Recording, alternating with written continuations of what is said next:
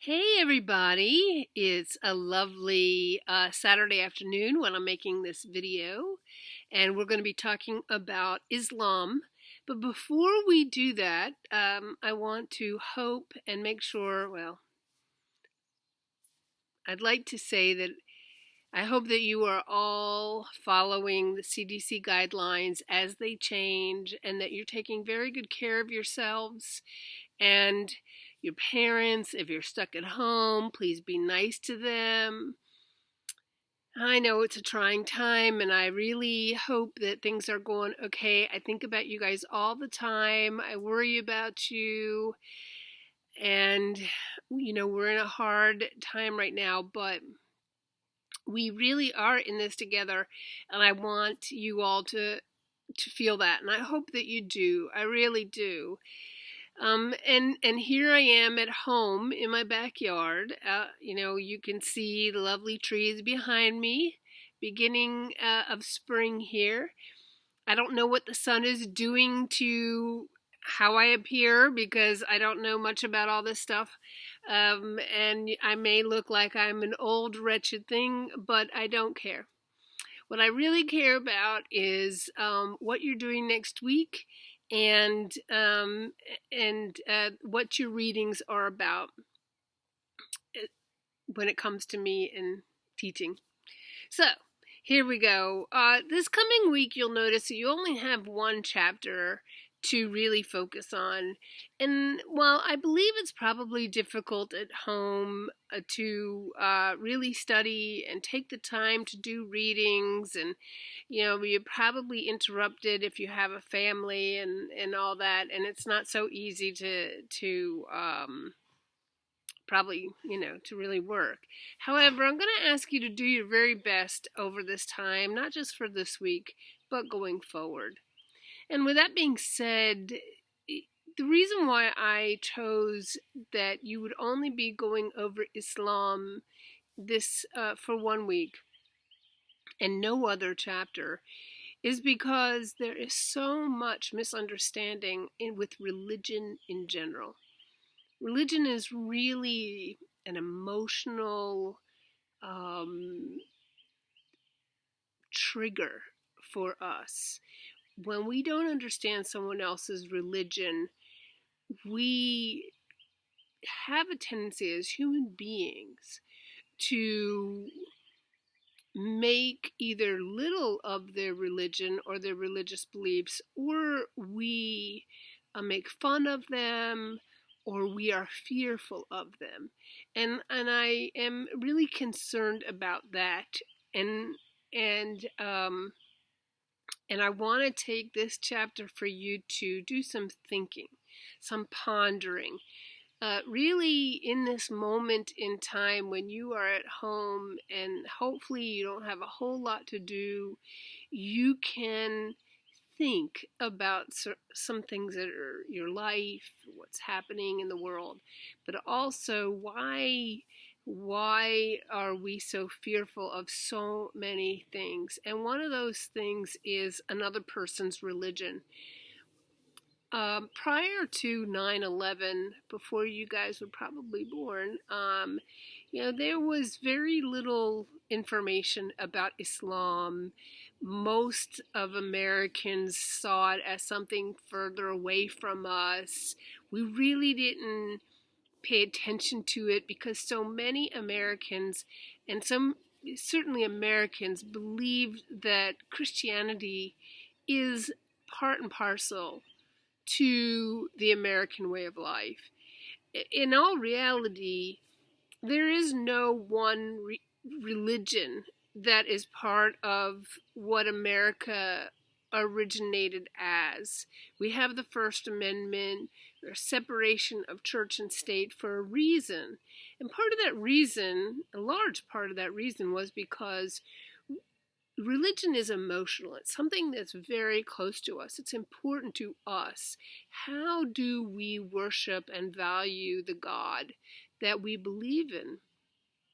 And since religion, and I've mentioned this to you before, I know, but we've been through a lot, but religion is man-made. Faith is not. Religion is how we express our faith. That's why you have so many different types of Christianity. You have Church of God, you have Church of Christ, you have Catholicism, you have Presbyterians and Methodists and Lutherans. Why? Why? They're all part of Christianity. Within Judaism, you have Orthodoxy, ultra Orthodoxy. You have Reform Jews who believe in God, but don't believe in all of the expectations, keeping kosher. You have conservative Judaism. You have secular. And secular Christianity and secular Judaism and secular Islam is really where you believe in God, but you don't live your life according to what the written liturgy is about. And so there's all these different degrees of worship. Now, Islam up until 9/11 was really not something that was on the mind of Americans. And then when it happened, it was like boom, we have to really pay attention to this, because every single person who destroyed us on 9/11 was Muslim. And that must be what that religion is about. And it's not. It's totally not. And just like with Christianity and Judaism, there are different levels to which people worship God under those religious auspices. So in Judaism, there can be craziness. I mean, Judaism in Israel, on Friday night is the beginning of the Sabbath. So it's a lunar calendar, and Sabbath always begins at sundown and ends at sundown. That's also Islamic practices. So on Fridays, it's considered the Sabbath. And by the time of sundown to the end of Saturday sundown, people are not supposed to be able to do anything. You're not allowed to cook. You're not allowed to do anything. If you went to Israel, you would see that people would be shopping on Thursday for the Friday meal. People would be making food on Friday and then getting it ready for the Sabbath. And they would, people who are very, very religious will not be working on the Sabbath. But yet, those people who won't work on the Sabbath because of their strict religious beliefs literally throw rocks at other Jews who are driving down the road, and yet the actual action of throwing a rock is considered work, which is counter to the very way they practice their faith. So it's extremist, and it makes no sense. It's totally hypocritical, but it exists. Just like in Christianity, there are extreme Christians who kill doctors who perform abortions for killing a life, and yet that's what they're doing in taking a life. Quite hypocritical.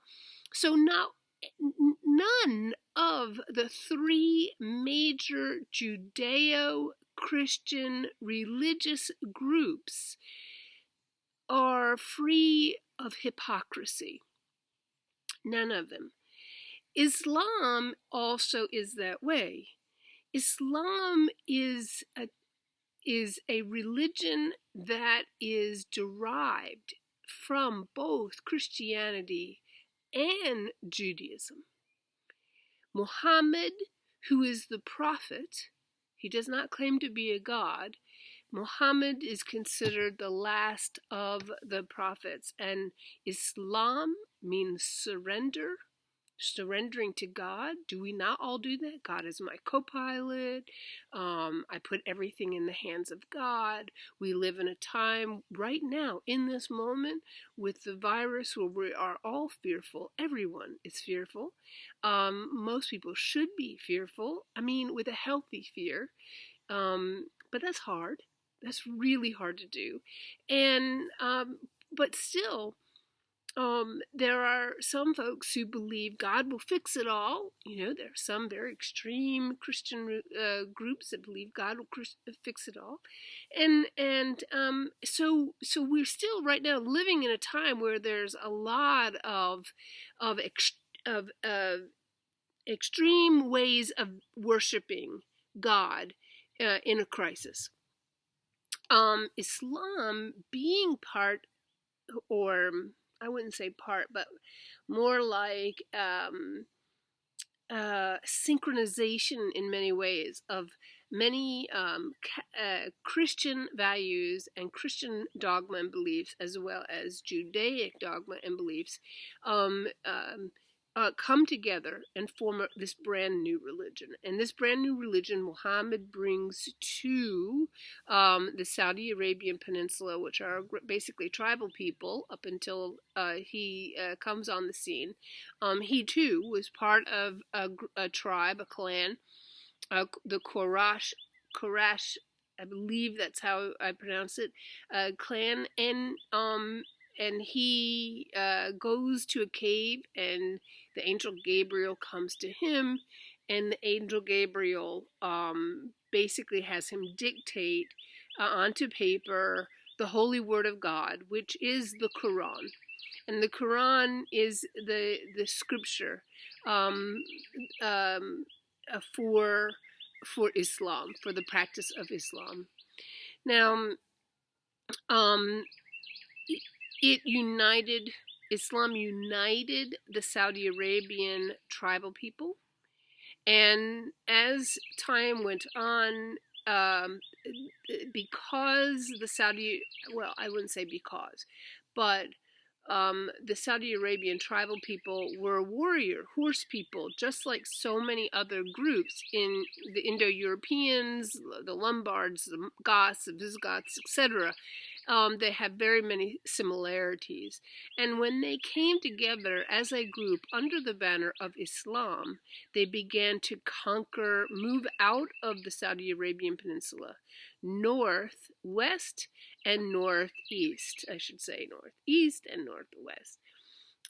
So what they did was, now I want you to imagine in your mind's eye, if you will, these are people who live in tents, they travel from place to place, they are clean human beings. I mean, we tend to think that anyone in the ancient world, or I don't know, I hope I dispelled that long ago with the Indus Valley and various other groups, that people were actually quite clean back in the ancient world. They valued bathing in Rome, in Greece, in Indus Valley, etc., in Egypt. So before you go and worship God, one of the things that you do is you wash your body. You wash your feet, you wash your hands, you wash under your arms. There are places that you actually wash. And around outside of most mosques in the ancient world, and even in the modern world, what you find is a fountain, and that fountain outside of the mosque is used as a means to cleanse yourself externally, physically, as a reflection of the cleansing internally, to be ready to receive the word of God and to humble yourself before God. This is what is baptism. What is a mikvah?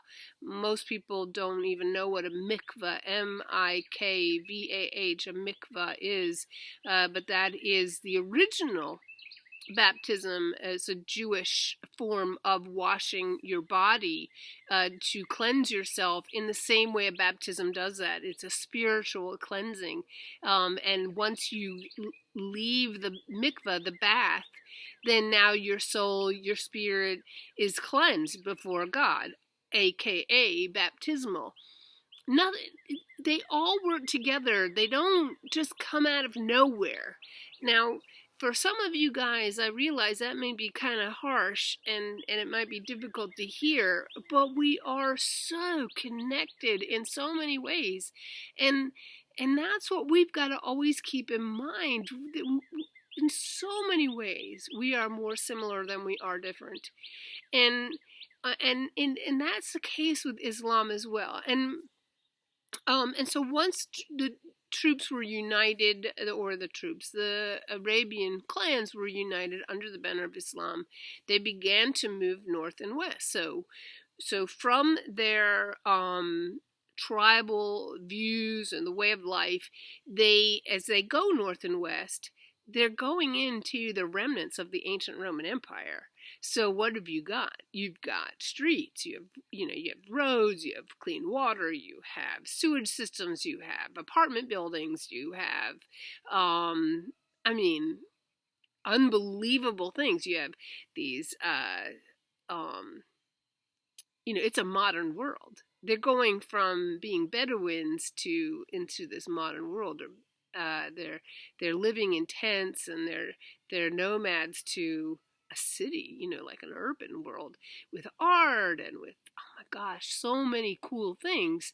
And so instead of destroying it, and this is a very key thing, instead of destroying those things, they embrace it.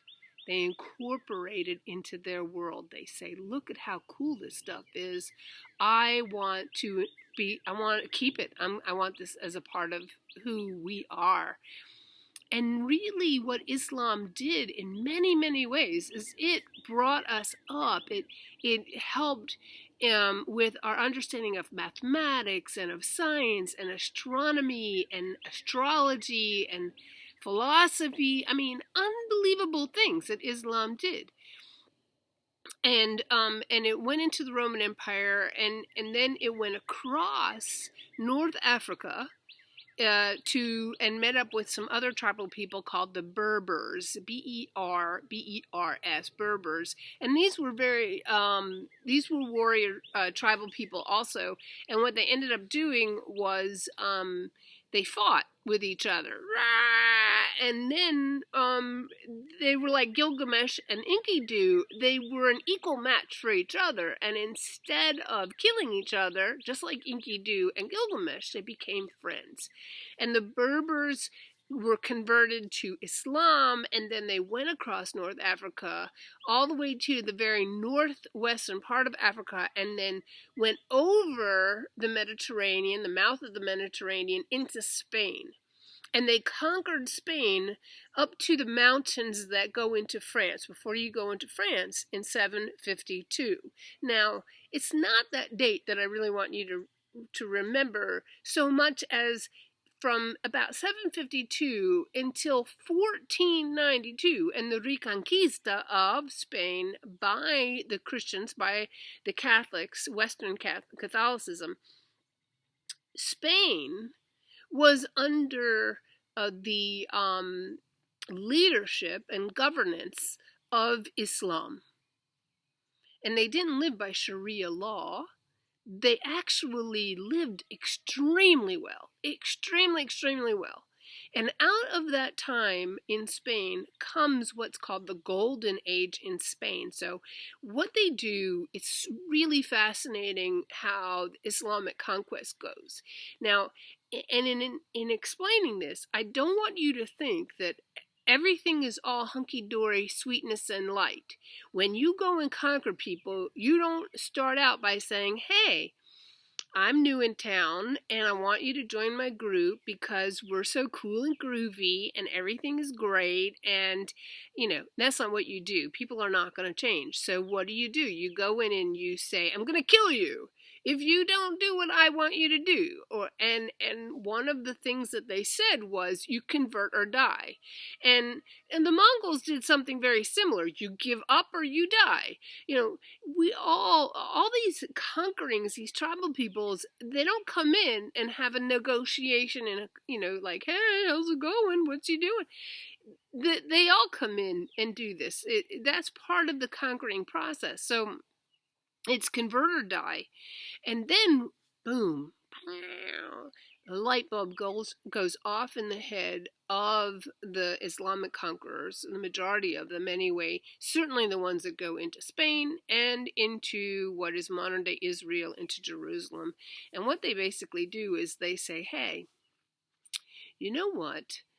You don't have to convert. we're taking over, right? Conquering stuff. I'm going to take out the people who are in charge. I'm going to kill them or I'm going to banish them. And I'm going to put my own people in charge. Okay. Now, then what do? I'm going to make your life better.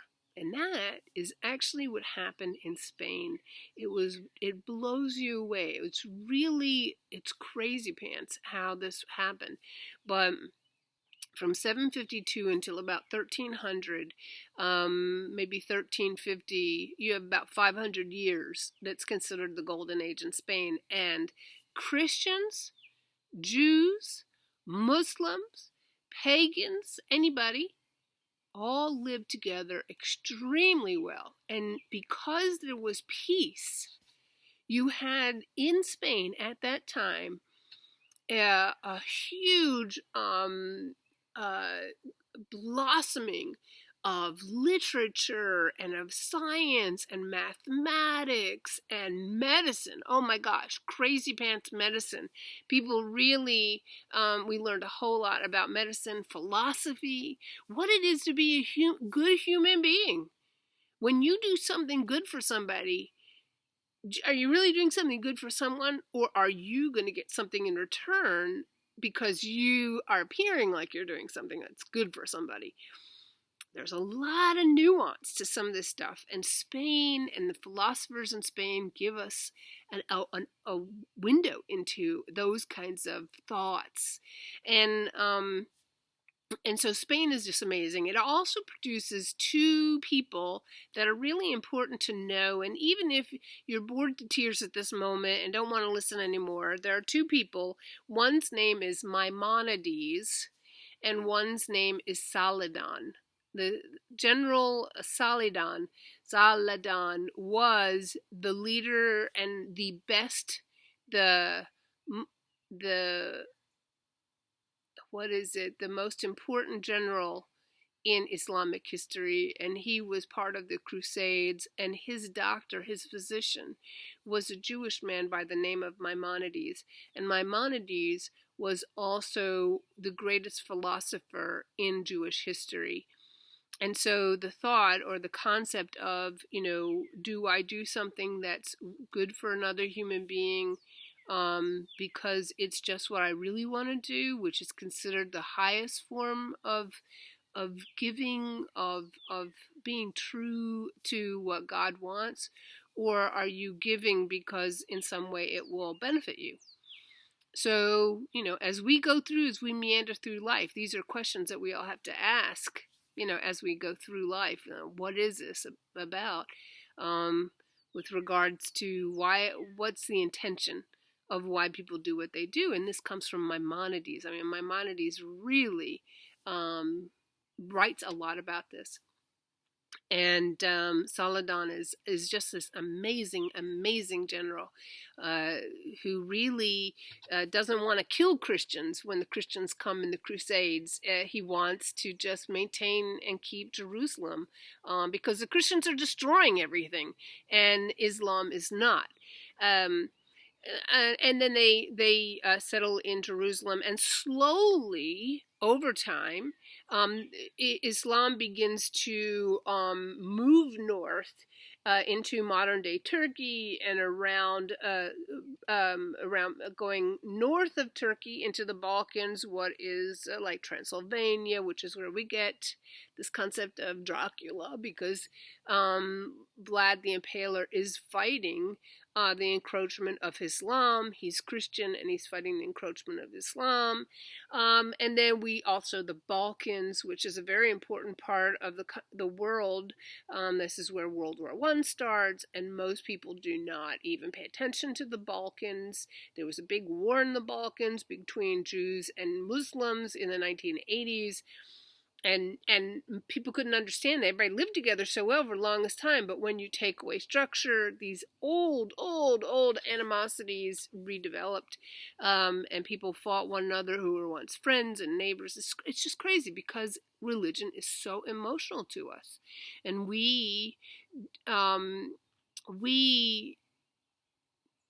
yeah, we're just so tied to this. And so we act irrationally many times because of our emotions. So, with that being said, as we go forward in class, you're going to see in Europe a couple of things. One, you're going to see in the western part of Europe, like I mentioned last week, the Western Church, the rise of the Western Church, which we call Catholicism, and then the rise of the Eastern Church. But the rise of the Eastern Church isn't quite as important. I mean, it's important. I don't want to give you the wrong impression, but for what we're doing in our class, it is going to be the fight for conquest of religion between Catholicism, Christianity, Orthodox, Eastern Orthodox, and Islam. This is going to be the big fight going forward as we go into the medieval times, and because the eastern end of the Roman Empire, which becomes Byzantium Empire, maintains a lot of the old Roman technology and lives very technologically and socially advanced than the West, which falls into decay, and we get the medieval world, which we'll get into next week. But the last reason why I want you to really focus on Islam as I tell you this information is that there are new groups of people in the Middle East who claim themselves to want to recapture and regain a new or start a new Islamic conquest. That's Al-Qaeda, and the Taliban, and various other groups that we've been fighting against since 9/11. The biggest thing that I really want you to understand with all this is that they claim that they are Islam, and they're not. They're not in the true nature of Islam. Islam, the original conquest of Islam, never destroyed things. They killed people in the name of their faith. They killed people in the name of what they believed in, just like so many other groups before them. But they never destroyed things. They never destroyed history. They never destroyed ancient artifacts. They never did that. They embraced them. Quite the contrary. They embraced them. They brought them into their world. They synchronized it with their world. And that is super important. In Spain, in North Africa, in the Levant, which is modern-day Israel, the original Islamic conquest didn't kill people just because they could kill people. After they realized that it's not worth killing people, they stopped. And they began to live with other people without war, without conquest. And that is very important. When you look at something, whether it's Islam or any other religions or what's going on in the world as you go forward in your life, I think it is important to know as much truth and facts as you can so you can make good, clear decisions. At least decisions that the best decisions you can make at the time. We live in a world that's forever changing. This pandemic is only one part of it. Part of the reason why it's a pandemic is because we are global. We don't live isolated from one nation to another. We live in the moment right now, here in this moment, isolated from each other, but that won't be forever. We are making sacrifices right now for the greater good, which is what we should be doing. Every religion says that's what we should do. Every religion on the planet, regardless of it, if it is Islam, Judaism, Christianity, whether it is Shinto, paganism, Buddhism, Hinduism, it doesn't matter. There's not one person, not one religion on the face of this planet that says it is okay to lie, cheat, steal, and to kill one another. No. Even Islam, even the real tenets of Islam do not say that. Jihad is an internal struggle as much as it is an external struggle. Do not get fooled. Don't assume that one religion is better than another. We have so many similarities between each other, far more than we have differences. And not one in the world is without its hypocrisy, without its hateful tendencies. There's not one. And why? Because we, human beings, who do good and who don't do good things, can be evil, but I don't really want to say evil, who make mistakes, who make bad choices. Sometimes we make bad choices because we don't know any better.